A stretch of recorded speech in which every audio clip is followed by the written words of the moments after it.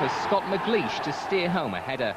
Dave Thompson was the next man on target, rising high above the Darlington defence from this corner, and the misery was complete when substitute Simon Shaw's first touch produced an own goal. Darren Roberts got a second for the Quakers near the end, but this was Jim Platt's worst defeat as manager. Darlington have yet to recapture the sparkle of last season. They fell behind in the second half at Feetham's to Mark Stewart's expertly converted free kick. But 2 minutes later, the Quakers had 20-year-old Russell Kelly to thank for saving them a point.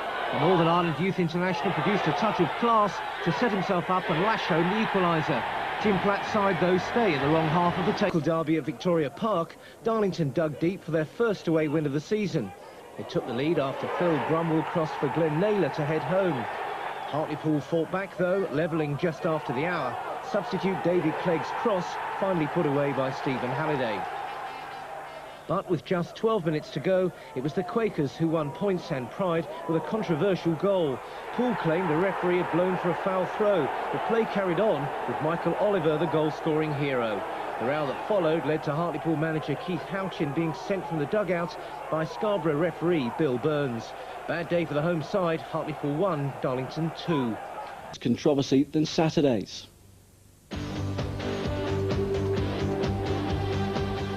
Referee Bill Burns led the teams out at Victoria Park, not knowing that he was to become the centre of attention in the Division 3 derby. Darlington had the best of the first half, and they took the lead when fullback Phil Brumwell curled in a cross and Glenn Naylor nodded past pool keeper Stephen Pears. But Keith Houchin's side staged a real fight back, and substitute David Clegg created the chance for Steve Halliday to fire the equaliser. Sadly, Quakers player coach John McClelland broke his leg in the incident. Then came the controversy. Hartlepool claimed the referee blew his whistle after this throw-in, then allowed play to continue as Russell Kelly teed up Michael Oliver to bundle in the winner. Confusing, yes, but the pictures suggest Mr. Burns actually whistled before the throw-in as he tried to cut out the time wasting. Pool boss Keith Houchin was distraught, though. He made his feelings perfectly clear to the referee and his assistant and was sent off for his troubles, making it a bad day all round for the home side. If you speak out against things, you just get into trouble. But I mean, everybody in the ground saw what happened today. I mean, everybody heard the whistle, and there's no doubt that the referee's made a mistake, but he just won't admit to it. Keith Houchin now looks set to follow Sunderland boss Peter Reid into the FA's bad books, but a good day for the Quakers. Yeah, I think they deserve it first half. We played really well. We should have been more than 1-0 up. But unfortunately, they raised the tempo a bit second half. We got a little bit scrappy and they came into it. They snatched the goal. And for 15 minutes they were on top, but we ended up snatching the goal and won the game. Darlington got off to a shocking start in Wales last night. Phil Brumwell lost possession and Carl Dale hammered Cardiff into an early lead at Ninian Park. And it was all over for Jim Platt's men before the break. Dale was involved again. His shot was blocked by David Faulkner. But Steve White was there to finish the job and make it a long and miserable trip home for the Quakers. It was a day to forget for the Quakers. They fell behind early on when a corner was headed back by Steve Watkis and Stuart Hadley's clever flick did the damage. The dead ball skills of Mansfield paved the way for the second as well. A free kick allowed Watkis to head home and leave Darlington with a mountain to climb. But they started the fight back before the break when Brian Atkinson's run paved the way for Darren Roberts to nod home off the post. And the Quakers then drew level with the goal of the game. Gary Twynham supplied the pass and Michael Oliver did the rest in spectacular style from 25 yards.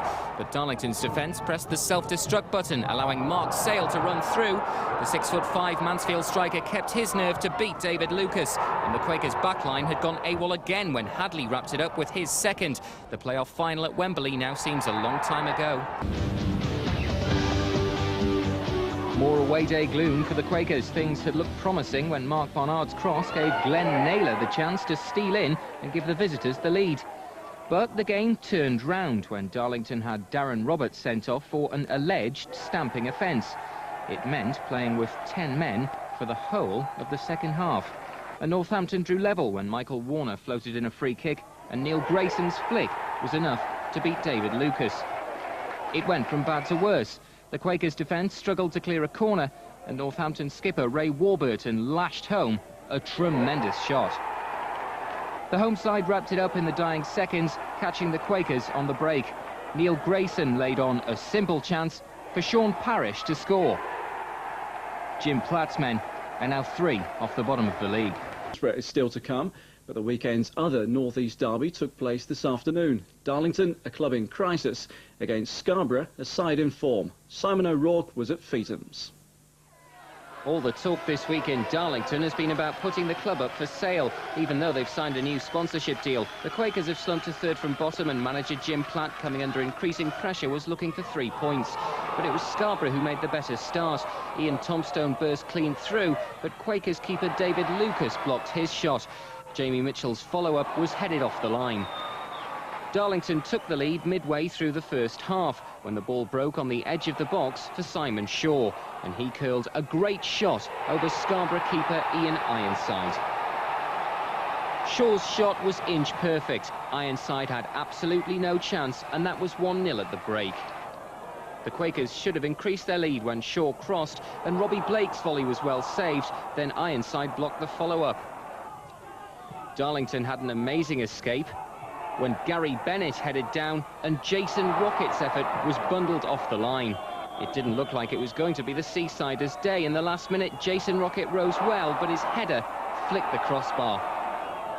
But they got the equaliser they deserved seconds from the end. Rocket flicked on a long throw, and Ian Tomstone was there to head in at the far post. Scarborough had left it late to preserve their unbeaten record, but they'd done it. 1-1 and delight for Mick Wadsworth. In every sense, it was a terrific game of football. 2 teams that wanted to play, both very attacking-minded, and a credit to this division. So, I think we deserved it, and even though it was late, and it was one of those days where you thought perhaps it won't happen, but it did, and I think, as I say, I think it was thoroughly deserved. Yeah, that's right. We had cleared 3 off the line. You think, oh, we've done enough.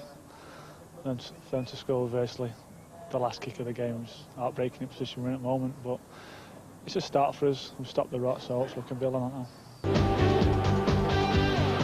At the end of a miserable week for Darlington, when all the headlines were in the boardroom, things looked to be turning on the pitch when Simon Shaw curled home a beauty to give the Quakers the lead in the Division 3 derby. But Scarborough were in no mood to lay down and die. They were defending an 8-match unbeaten run, and this was just one of half a dozen amazing scrambles in the Darlington 6-yard box.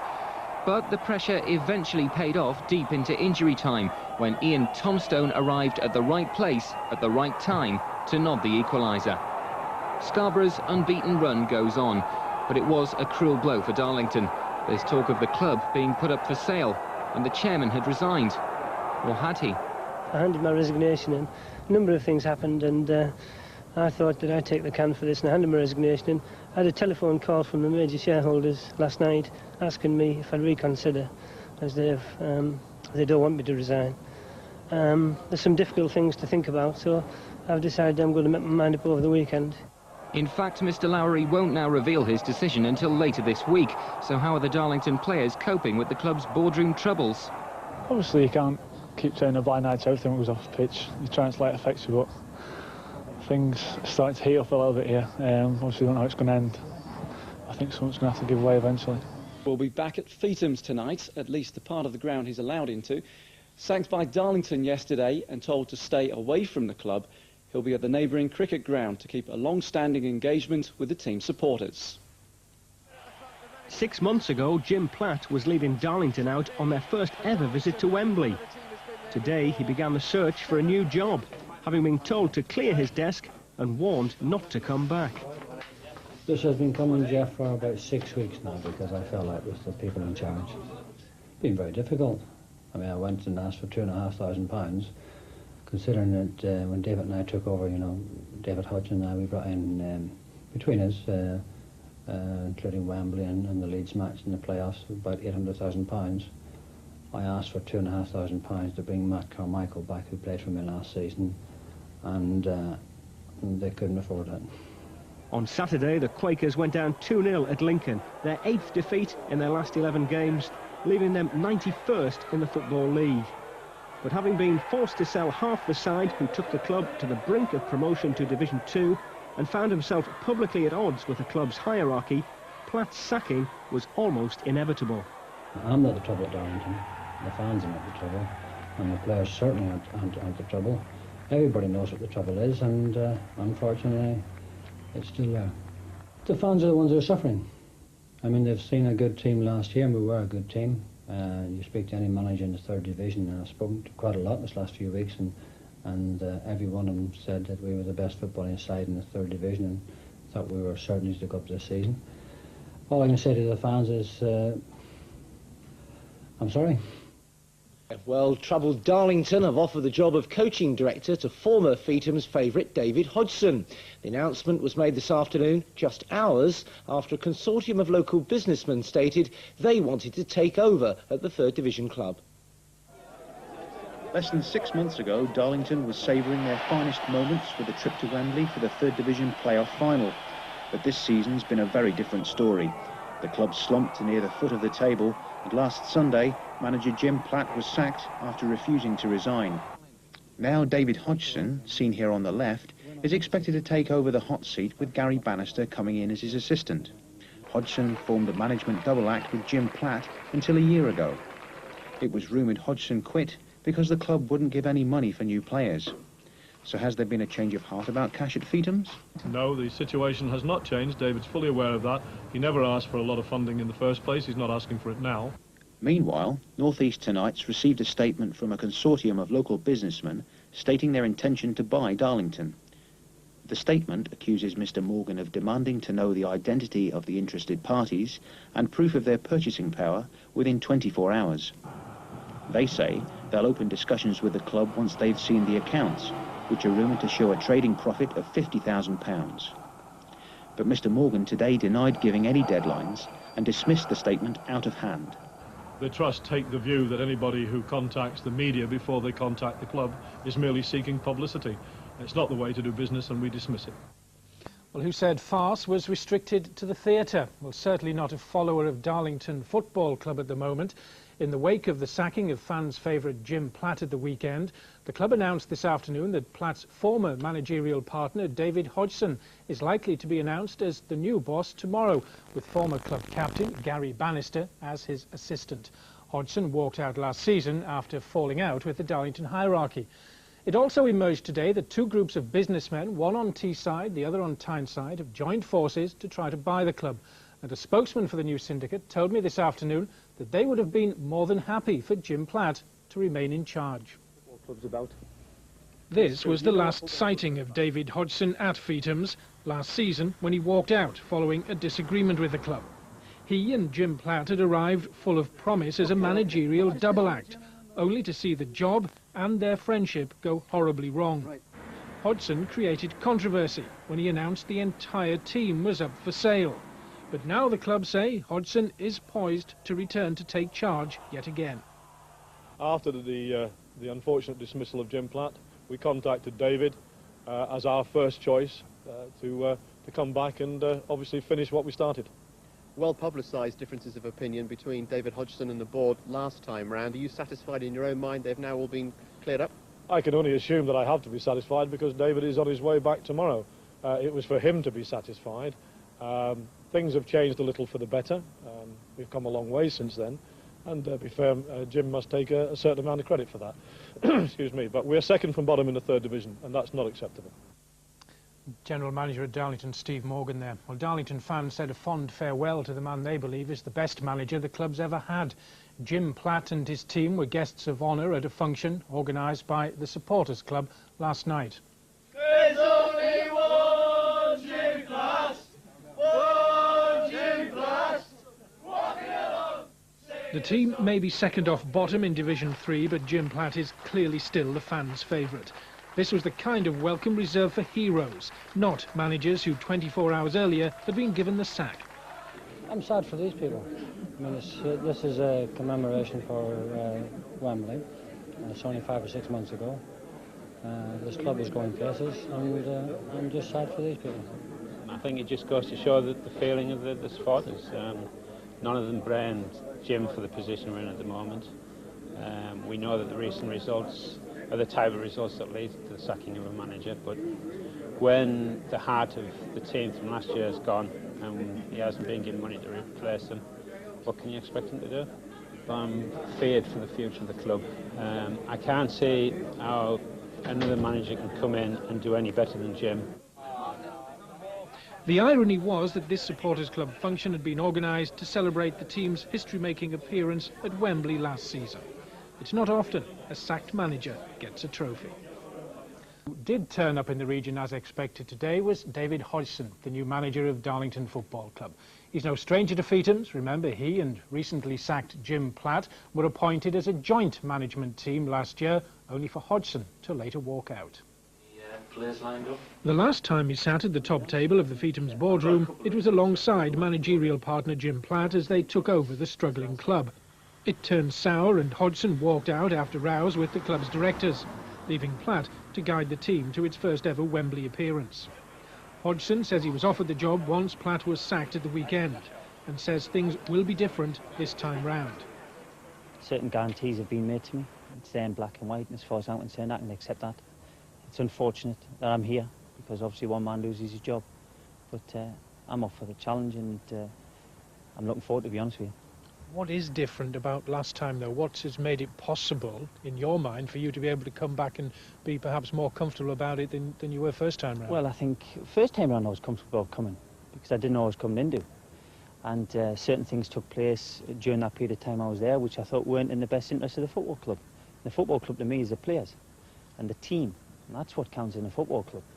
And I didn't have any power or control to stop certain things. I'm not saying they were drastic things, but I just thought they were things which was going to stop the progression of Darlington Football Club. Jim Platt was given a rousing send-off by supporters on Monday night who still believe he was the right man for the job. But Hodgson doesn't expect a terrace backlash to his return. I had a great affinity with the fans before I left the football club. And people rang me up and said they were going to cause this and disturb this, and then I said, best you don't do that. Because if you start causing disturbances, it gets to the players, and then that'll just jolt everything, and you won't get the promotion what you deserve. And I don't expect, if there's fans want to give out a stick, then fair be it. I just have to accept that. So, I never caused them any problems before. I'm not here to cause them any now. I'm here to try and put a winning team together. Gary Bannister, influential as a player for Darlington last season, also returns to Feetham's as Hodgson's assistant. Well, finally, whatever language it's in. Well, if Emerson didn't make a timely return today, one man did. David Hodgson took charge of Darlington 12 months after he walked out of the club. If the former Borough star appointment was a surprise the first time, then today's second coming was a total shock. David Hodgson was all smiles today as he arrived back at Feetham's. He was first put in charge 18 months ago with Jim Platt. Then Hodgson stormed out. Then the club went to Wembley. Then Platt was sacked. A strange turn of events. I never thought I would be coming back to Darlington Football Club. I wanted to go back into soccer because I think I have something to offer soccer. But to come back to Darlington, yeah, it's a surprise. It's a surprise at this time of the season. Especially after the success that the football club had last year. And the way they started this year, I thought they were going to carry that on. But it hasn't materialised, and that's probably why I'm here now. Hodgson isn't the only man returning. Gary Bannister was the Quakers' second top scorer last season and played in the Wembley playoff final before being forced to retire because of injury. The club have gone from those heady heights to 91st in the Football League. It's an amazing drop, really. Obviously, there's some hard work to be done, but the talent's there at the club. It's always been there, and that's one of the reasons we took over last year, Jim, Hodgie and myself, because the talent was there, and it's still there. Hodgson's second coming is a shock because he left after problems with the directors. The boardroom at Darlington is still in turmoil, but he's confident they can now work together. It was documented when I left the football club that I wanted money to buy players, which was totally untrue. That wasn't the case whatsoever. The case was I didn't want to sell anybody. I didn't want to sell a £20,000 player who was worth 50 or 60 or 75. That was my argument, and I didn't win at that time. This time things are different. Certain things have been put down in black and white to me. And as long as it's there in black and white, then I'm happy with that. The new man, if Hodgson can be called that, has got a real job on his hands. But he helped turn things around before. The fans will hope he can do it again. Night for Newcastle, but not for a former Mets player. New Darlington manager David Hodgson in his first home game since returning to his old job at Feetham's. The Football League computer must have malfunctioned the day it decided to send Exeter City up to Darlington on a wet Tuesday night in November. The team bus left the West Country at 10:30 in the morning for the first leg of a 700-mile round trip, and they made it to Feetham's just 10 minutes before kick-off. The 9-hour journey clearly left its mark on goalkeeper Ashley Bayes, who picked up this back pass from defender Neil Richardson. But from the free kick, Anthony Carr's effort was cleared off the line, and the pattern was set for a frustrating evening for the Quakers. Percentage-wise, I think it must be at least 90% of the Darlington Football Club tonight. I thought the lads were superb first 45, and no lunch. I think we needed a goal in that first 45. It was one of those nights where I think if we'd been out there now, we wouldn't have scored. I'm confident, else I wouldn't have come back here. I'd been stupid if I didn't think I could turn it around. There's one or two things which I say worry me. There's a lot of things happened in a year, I can tell you that now. I'm not going to go into it all, but no, I'm pleased. I'm delighted to be here, and Bano is as well. He's come a long, long way to be along there alongside me tonight, and we're confident that I'm not going to say we're going to win the league, but I think we'll pull ourselves away. 3 points last night would have helped, but after surviving a first-half battering, Exeter's Darren Rowbottom snatched an undeserved winner. Some comfort, at least, for the handful of City supporters who arrived just before half-time and who crawled back into bed at 5:30 this morning. As for the home fans, another disappointing defeat brought a predictable response, but Hodgson believes they'll soon change their tune. Certain people incite them, comments that they make, etc., etc. But the bottom line is that if the players start putting performances together, which, you know, get 3 points, it soon disappears. Raced into a 3-goal lead against the Darlington side that were in the playoffs last season, but next to bottom now. Phil Clarkson scoring Scunthorpe's first against the Darlington team without a win in the last 8 games. Paul Baker stepped up the pressure by adding Scunthorpe's second after 28 minutes. Baker, who used to play for Darlington's north-east rivals Hartlepool, reddish playing against his old foe. He scored a second goal just before half-time. He's now scored 122 league goals in a career spanning 11 seasons and with 8 different clubs. Darlington, though, deserve praise for the way they came back in the second half. After 64 minutes, Simon Shaw gave them a sniff of a chance by making it 3-1. And 7 minutes later, Michael Oliver was brought down in the box to provide Darlington with an outside chance of nipping a point. Robert Blake converted the penalty, but Scunthorpe held on for a 3-2 win. Meanwhile, Darlington have agreed to sell their longest-serving player, defender Sean Gregan. It's thought that Second Division Preston will pay an initial fee of £350,000. Darlington boss David Hodgson has lined up Canadian international Jason DeVos as a replacement. Darlington have had their problems recently, but new manager David Hodgson is starting to turn things around at Feetham's.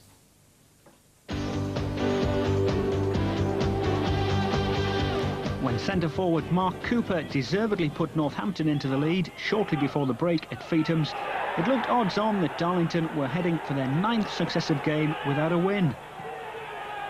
But Simon Shaw began and finished a superb 5-man move, which brought the Quakers level just 3 minutes into the second half. It was a beginning of a remarkable turnaround, as Darlington went on to pick up their first victory in the league since beating neighbours Hartlepool way back on October the 12th. Their match winner was Darren Roberts, the striker they almost sold to Northampton for just £20,000 2 weeks ago. Instead, manager David Hodgson persuaded him to sign a new 2-year deal, and a second goal 4 minutes later completed the fight back. Robbie Blake chipping over a cross for Roberts to apply the finishing touch to another impressive Darlington move. So just what had Hodgson said to his players at half-time? Probably the same I said to them at the beginning of the game, but it didn't work. They have to have belief in themselves. They have to realise that they're a very good football side. They're a side that passes the ball and moves. In the first half we didn't do that. But you go in at half-time and I can sense it in them that it's there to come out. And then once they got the goal, I'll be honest with you, I don't sound angry, but I just knew that they would turn it around then. Darlington have had their problems on the pitch and off it. A winding up order and an £86,000 tax debt coupled with a run of 8 league games without a win. It didn't look too promising.